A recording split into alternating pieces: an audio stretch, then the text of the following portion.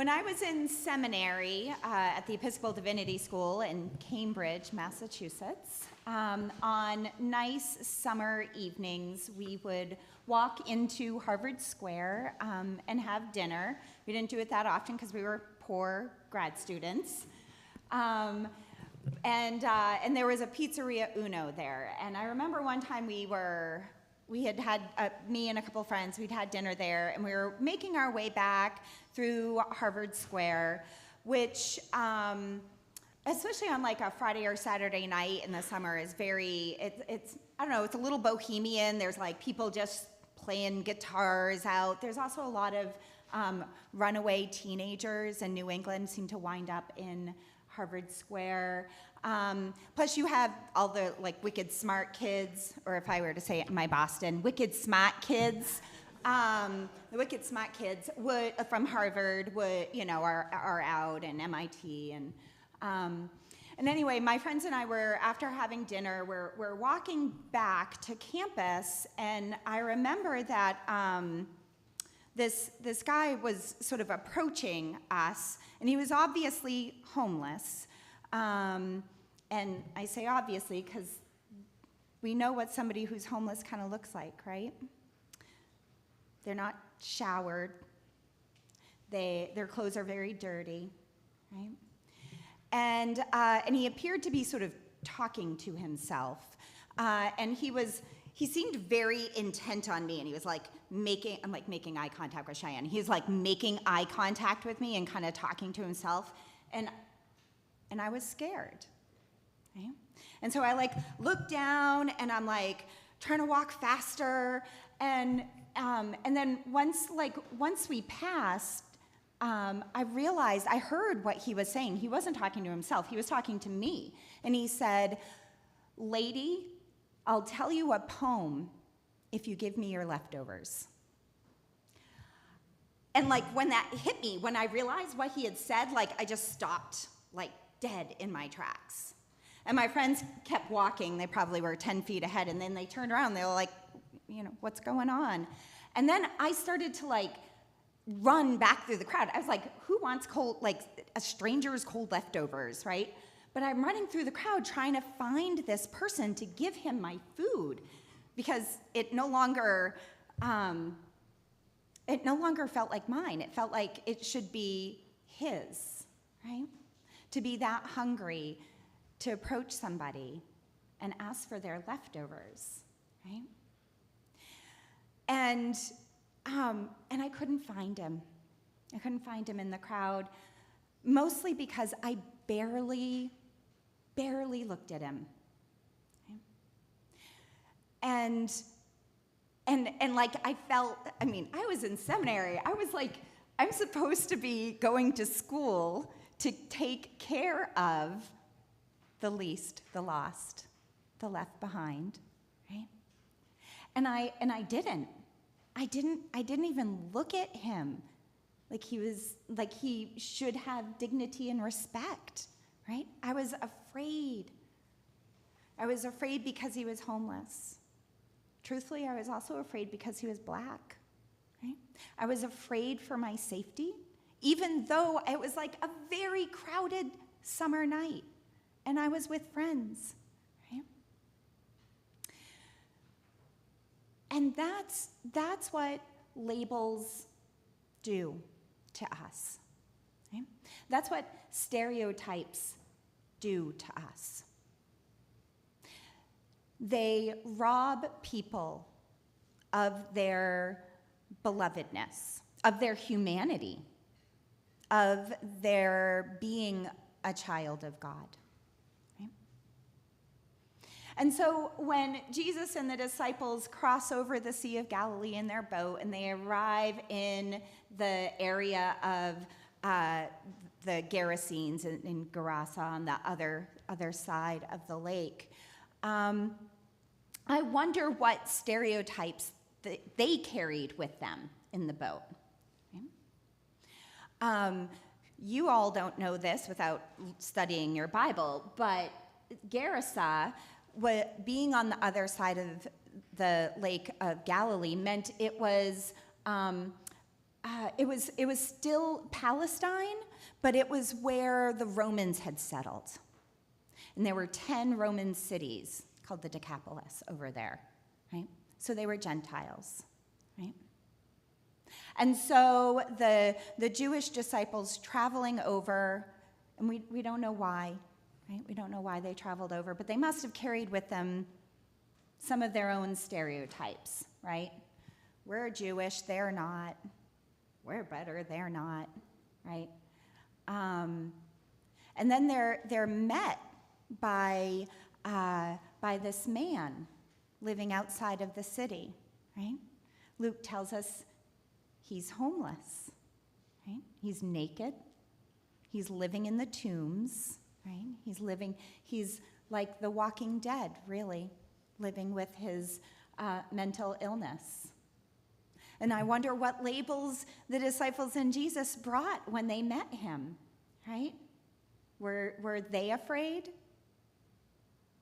Were they, did they think he deserved to be there, right? Did they think he, he was naked. They must have had, try to avert their eyes, right? Were they afraid that he might enact violence upon them, right? We're told, Luke tells us, the man was so, the city tried to restrain him, right? He says to protect him from himself, right? But maybe also to protect them from him. Right? And he didn't want that kind of protection, so he went and lived off by himself. And I find it really interesting that after Jesus heals the man, okay, how do the townspeople react?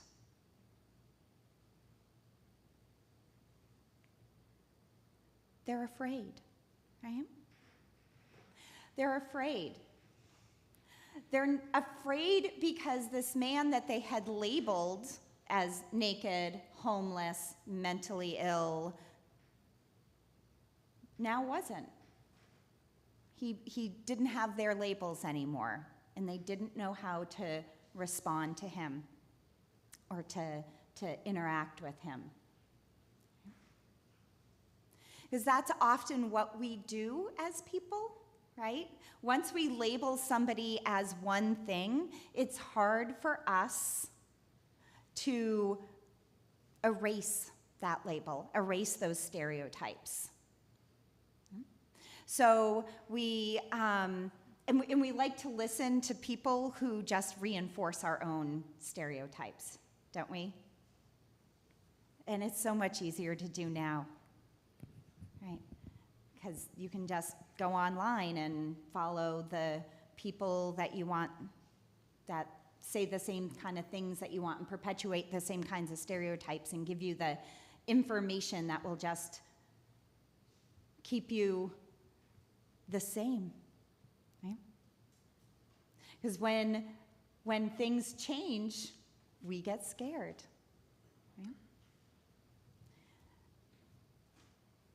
right? Several years ago, we one of the things that our youth group likes to do is on Thanksgiving weekend, the weekend before Thanksgiving, we go to Chester East Side to put together Thanksgiving meal bags, and then go back on Sunday to help hand out the turkeys and the meal bags to people. For those of you who've been to CEI, it's down, there's no elevator or anything, it's just down a flight of stairs. And, could you imagine trying to carry a 25-pound turkey and 2 bags of canned goods, up those stairs by yourself? No. You need help. You need young people, right? And I remember one year we were there, and one of the kids, she was sticking to me like glue. And I kept going go help. And she was like, I'm afraid. she's like, she didn't know. All she knew was what she, well, probably heard from her parents, right? That Chester is not a safe place, right? And it's not, right? I mean, there's more violent crime that happens there. Even though it's lower than it used to be, but still, this label we have is, right? I mean, murder capital of the world. I remember that when I first was thinking about moving down somewhere, and I was like, oh, I've heard of Chester, right? Murder capital of the world. But as we were there, and I was like, please go carry that turkey for that little old lady, she realized there was really nothing to be afraid of, at least where we were at. And the people were not anybody to be afraid of. Right? She had her labels and her stereotypes, and those needed to be erased so she could just see them as people, as who they were, right?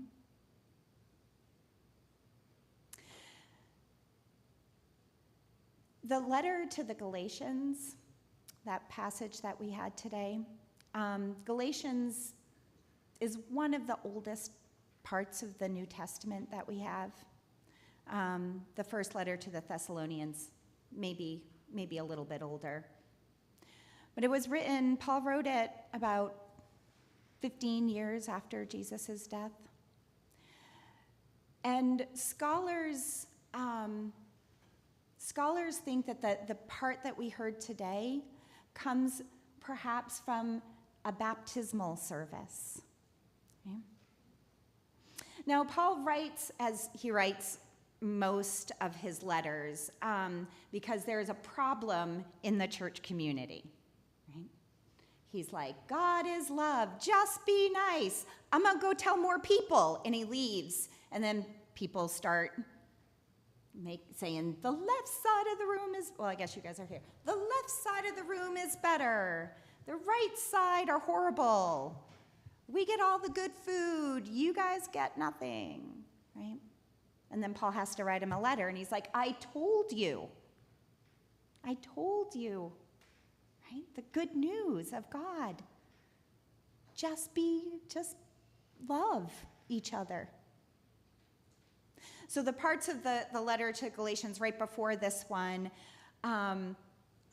people are trying to divide themselves into different factions. And it has to do with circumcision, that because Jewish men, Jewish baby boys, 8 days old, are circumcised as part of the covenant promise that God said to Abraham. That's why they do that. They're marking on their body the promise of their life to God, right? And Jesus was Jewish, and Paul was Jewish, and the disciples were all Jewish, right? So once we start preaching to non-Jewish people, all the Jewish people are like, men need to be circumcised, right? And Paul is basically saying, no, you don't need to. Do it if you want, that's fine. There's nothing wrong with it. But we don't need to do these kinds of things that label us like those who are circumcised are better than those who aren't. Right? That's when he says there is no longer Jew or Greek. That's really what he's saying, right? The circumcised and the uncircumcised, right? The different labels that we try and separate ourselves into, the different factions, the different groups, which one's better? And so this phrase, there is no longer Jew or Greek, there is no longer slave or free, there is no longer male or female. Scholars think that might have been the words that would have been said over somebody when they were baptized into Christ, into the life of Christ. Okay? Like, this is what it means to be Christian. Right? This is what it means to follow Jesus. We're going to erase the labels and distinctions and stereotypes. But the original Greek doesn't actually use the phrase no longer. Okay? This is what that makes it sound like when we say there is no longer Jew or Greek. It sounds like there used to be, right? There used to be Jewish and Gentile, and baptism erases it. What the original Greek actually says is there is no Jew or Greek. The phrase actually means it doesn't exist. It doesn't exist. Okay? Meaning in creation, God didn't create us with these divisions. Okay? God didn't create us with religious divisions. We were created to be one. God didn't create us so that one group could oppress another group. God created us to be one. In creation, God didn't create us to be separated into different kinds of genders. Right? We were to be one. And that's the truest truth that we have. And what we need to do is ground ourselves in that truth, return to that truth. Because right now, we spend so much time and energy hating each other, stereotyping each other, dividing each other. And everybody loses at that game. Everybody loses at that game. And we can even see this, like social psychologists study this. Our happiness is decreasing. We're richer than ever. Shouldn't money make us happier? Right? We're fatter than ever, right? We got more food. We're not struggling in life as much, right? We should be happier, but we're not, right? We're more isolated. We're more afraid. We're more alone. We're more negative.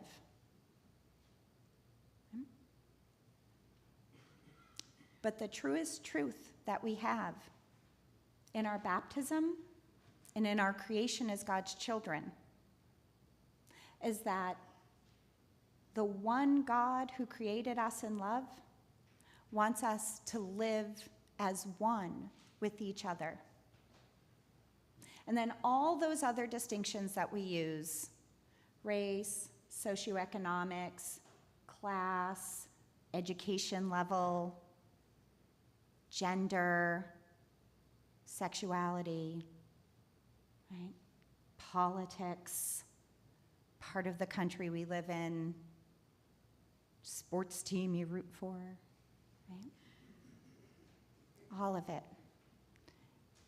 All of it. Just one in God. And the more we can live into that, the more we're living into God's good news.